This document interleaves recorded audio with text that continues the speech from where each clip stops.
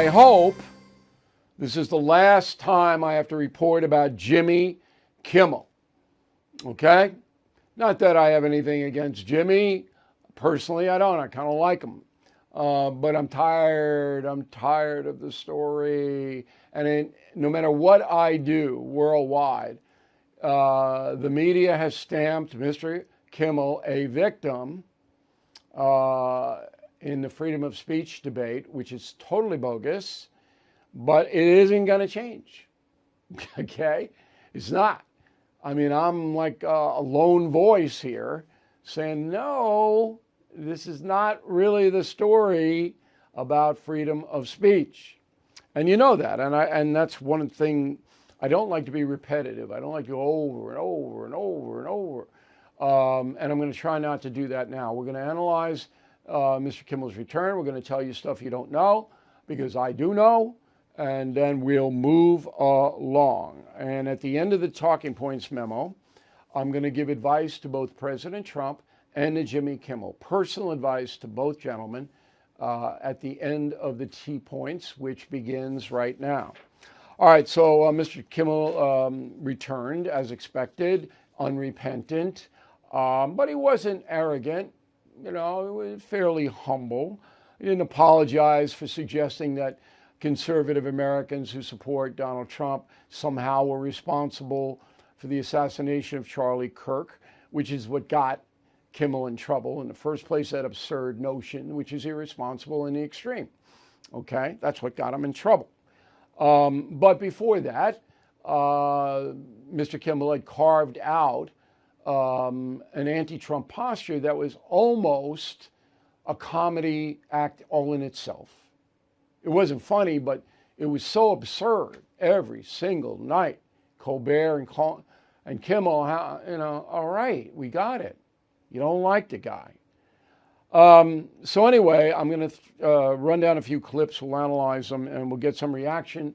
And then I will give my personal advice to both President Trump and Jimmy Kimmel, which I'm sure they're all going to write down and do exactly what I suggest. All right, so Kimmel opens it up last night with this. Go. I want to thank everyone who checked in. It would take all week to list all of them, but some that I do especially want to mention are my fellow late-night talk show hosts, my friend Stephen Colbert, who's found himself in this predicament, my friends Jon Stewart, Seth Meyers, Jimmy Fallon, John Oliver, Conan O'Brien, James Corden, Arsenio, Kathy, Wanda, Chelsea, even Jay reached out. I heard from late-night hosts in other countries, from Ireland and from Germany. The guy in Germany offered me a job. Can you imagine? This country has become so authoritarian, the Germans are like, come here. All right, you know, it's okay. Not object. And my personal view is I don't want Jimmy Kimmel banished or anything. I don't believe in that cancel stuff. And they try to do it to me. They only made me stronger, which it's pretty ironic, but it's exactly what happened. Now, as for the controversy himself, Kimmel should have said, look, I'm sorry I said that about the MAGA people. That's what he should have said. But, you know, he's playing to a crew. Always remember that. These people play to a certain audience, not the whole audience, not the whole country. They play to a certain sliver.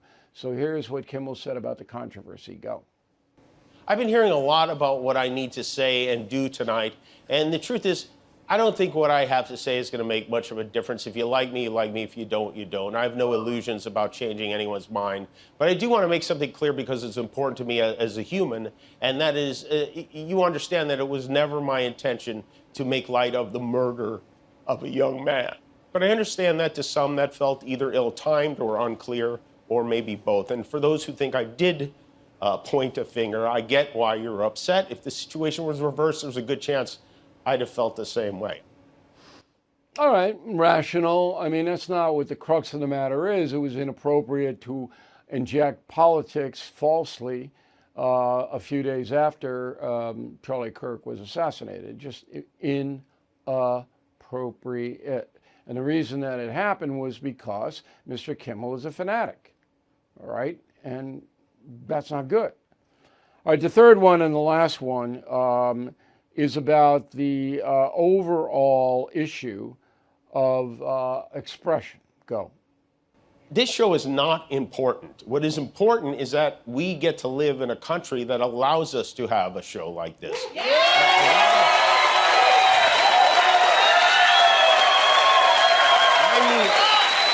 I've had the opportunity to meet and spend time with comedians and talk show hosts from countries like Russia, countries in the Middle East, who tell me they would get thrown in prison for making fun of those in power, and worse than being thrown in prison. They know how lucky we are here. Our freedom to speak is what they admire most about this country. And that's something I'm embarrassed to say I took for granted until they pulled my friend Steven off the air and tried to coerce the affiliates who run our show in the cities that you live in to take my show off the air. That's not legal. That's not American. That is un-American, and it is so dangerous. No government official tried to coerce the companies to take Kimmel's show off the air. And I know that because I work for Nexstar. You know that. On News Nation, I appear. I'll be on with Cuomo tonight.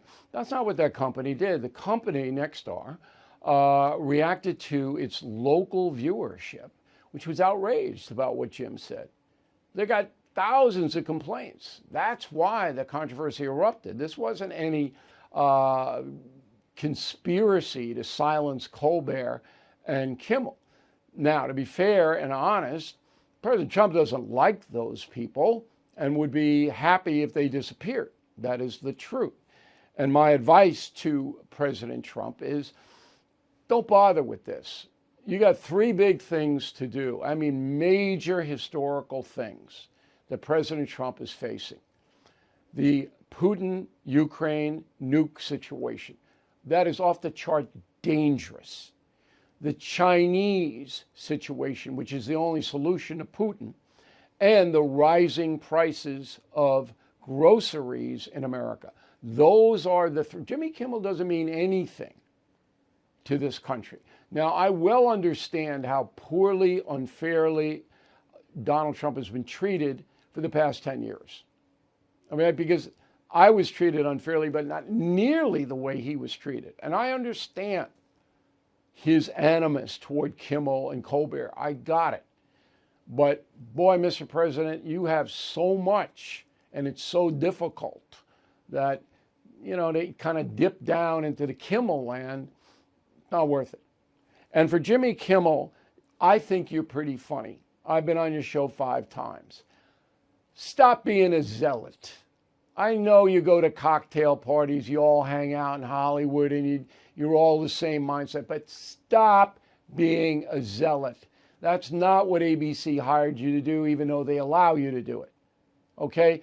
You're not looking out for the folks or the public interest when you ban all non-liberal voices on your show, which is what you've done for 3 years. Talk about freedom of expression violations.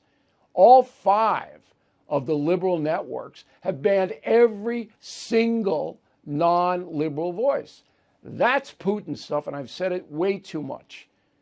I said it on the Hannity radio program again today, and I know I'm getting to be boring in saying it over and over, but that is the story. And Jimmy, personally, don't be a zealot. Okay, that's not playing to your strength. You simply don't know as much as it would take to do the analysis you're trying to do. You don't know because you don't try to find out. You live in a bubble. And it's true for Colbert. They never come up against me. In fact, Kimmel is going to be in Brooklyn, I think it's next week, and I had my representative say, look, O'Reilly would be happy to come on and talk about, you know what ratings would be for that? For him, if he did that? Or what are the odds of him doing that? And I'll, you know, if he does, then I'll give him props. Anyway, the story, I hope, is over. I hope everybody watching me around the world understands the real story here. And let's go forward. All right, reaction, CNN, typical, roll of tape on them. With gratitude and also a note of defiance, Jimmy Kimmel showed that he is back. not just back on his late night talk show, but also back fostering a conversation about the state of free speech in the United States. Well, that's a total distortion. Mr. Kimmel isn't fostering any conversation about free speech because he doesn't allow any non-liberal voices on his program. And this stuff happens every single day. How about The View, Joy Behar? Go. The thing that's interesting about this to me is that autocrats, dictators, go after comedians. He's not the first. Trump is not the first one to do this. Putin, for example, his first actions when he took power was to take over a TV network that aired a comedy show that mocked him with puppets. No, I'm not going to say that that comedy show might be The View, but that would be cruel, and I'm not going to do it. Talking about puppets. But anyway, now Trump is Putin. So last week he was Hitler. Now he's Putin. Next week he'll be Mao Zedong. Then Henry VIII. All the characters in my book, Confronting Evil, that's what Trump's going to be on extending weeks. And here's a serious thing. Charlie Kirk's organization, Turning Point, put this out. Quote, "Not good enough, Jimmy. It's simple. Here's what you need to say. I'm sorry for saying the shooter was MAGA. He was not.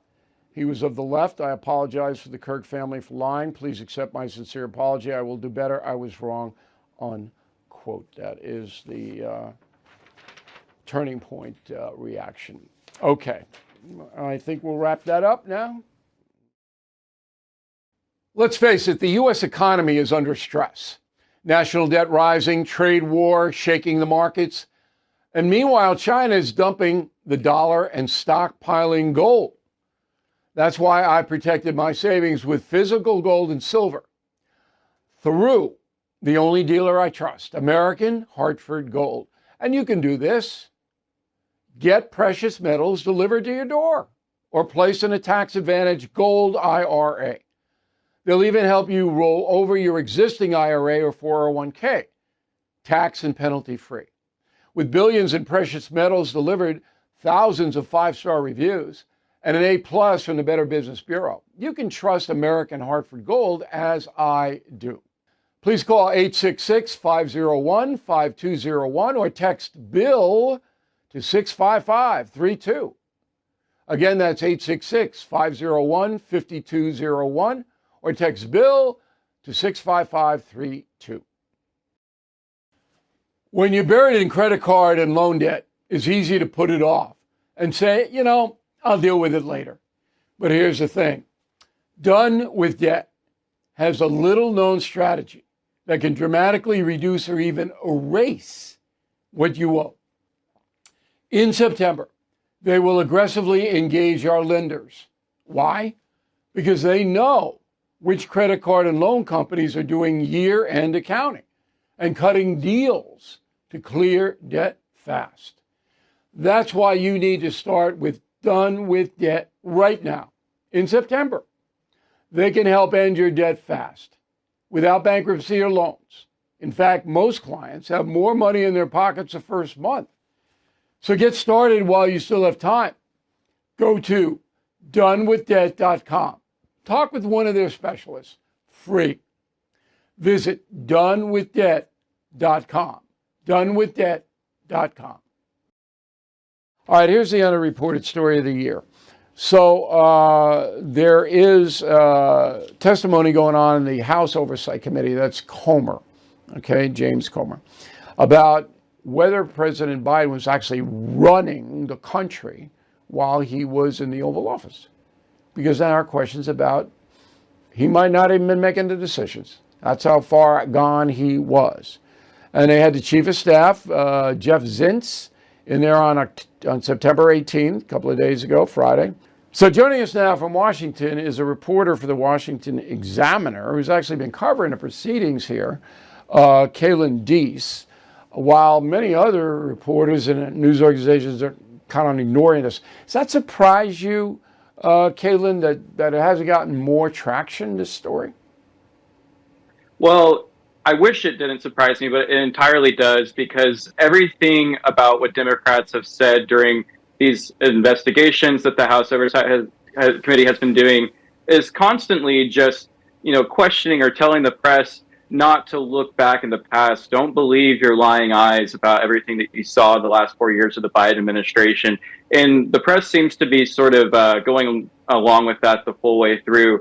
Meanwhile, you have no sense of hesitation to go through and cover some of the retrospective parts of the Biden administration, whether it be the Jake Tapper collaborative book, Original Sin, or Kamala Harris's upcoming book. But it's ironic because those books and those retellings of 2024 are kind of getting exactly to the point of what the Oversight Committee is finding in these investigations. And, at first, there was a little bit of a comment from here and there on certain, political aides. But then in the middle of these investigations, we got silence from people pleading the Fifth Amendment, including Biden's doctor. And that all sort of hit an apex this last Friday, or the last week, with Jeff Zients, whenever he gave his full-throated testimony and really showed kind of the reason why a lot of these people in Biden's inner circle did plead the Fifth, because he didn't really hold back. He really sort of kind of contended with the fact that Biden was declining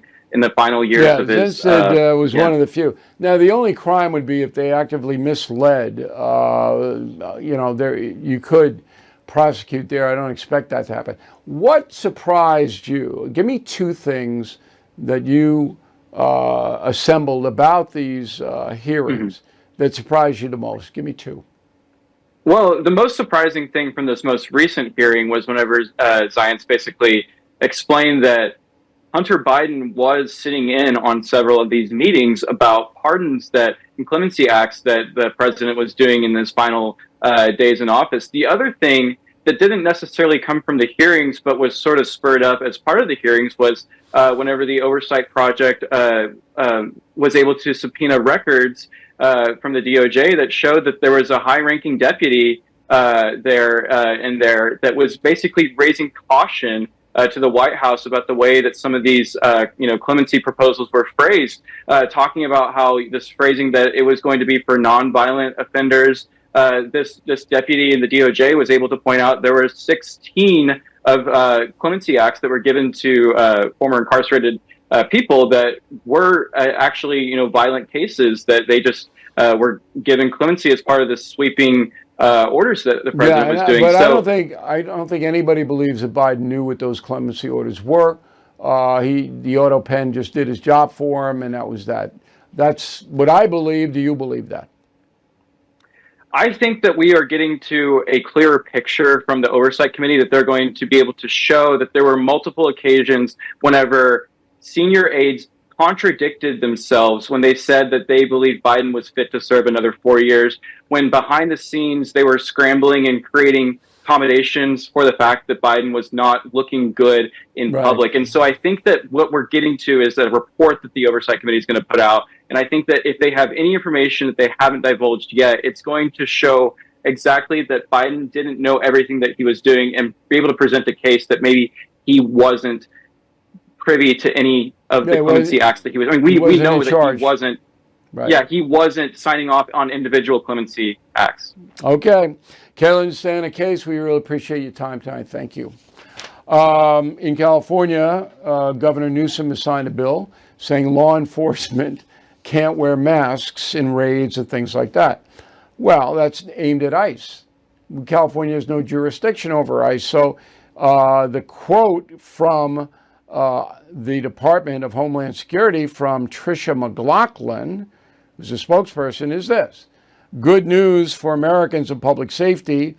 ICE and DHS law enforcement are part of the federal government. We don't need to abide by this garbage. So basically what the Homeland Security is saying is to Newsom, if your state police or anybody else attempts to arrest a federal officer who's wearing a mask, you're going to get arrested. They won't. California authorities won't. If you are 64 years old or older, you gotta hear this. Millions of seniors are on the wrong Medicare plan, and they don't even know it. Don't know it. In fact, the Department of Justice recently sued 3 major Medicare brokers for allegedly claiming to be unbiased while secretly steering seniors toward plans with the biggest kickbacks. Whoa. That's why I am partnering up with Chapter. Chapter doesn't work for the government or big insurance. Works for you.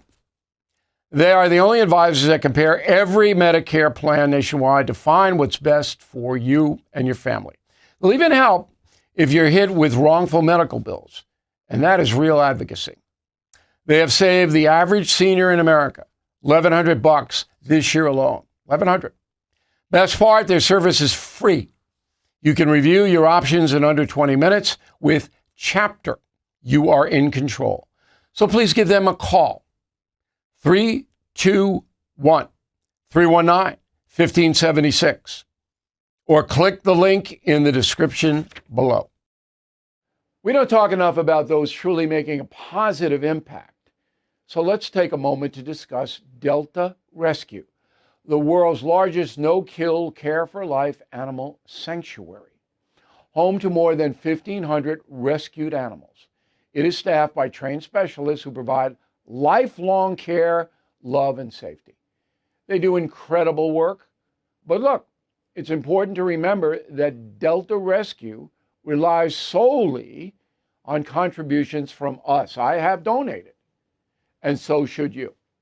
Their founder, Leo Grillo, built a legacy of dedication and everlasting love for animals.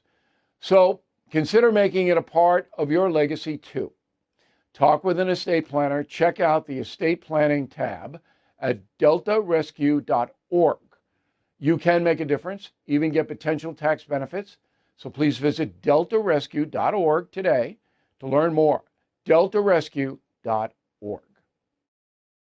Final thought of the day, as you may have heard, big, and I mean big, Three Americans show at the Kennedy Center in Washington, D.C. on October 15th. So this is going to be broadcast live on News Nation and the CW network. They're taking out the car racing and they're putting in Stephen A. Smith, Chris Cuomo, and me, your humble correspondent. It's going to be a good show. Now, tickets are limited in the Kennedy Center, all right? So if you go to the News Nation website, I guess newsnation.com, and you put Kennedy or something in the upper right corner, you'll get how you can get tickets to the show. October 15th, Washington, D.C., Kennedy Center, Three Americans. You will like it. Live broadcast all over. And I've seen the lineup of guests, and it's quite something. So we're going to have a lot of laughs, but it's going to be discussing serious things.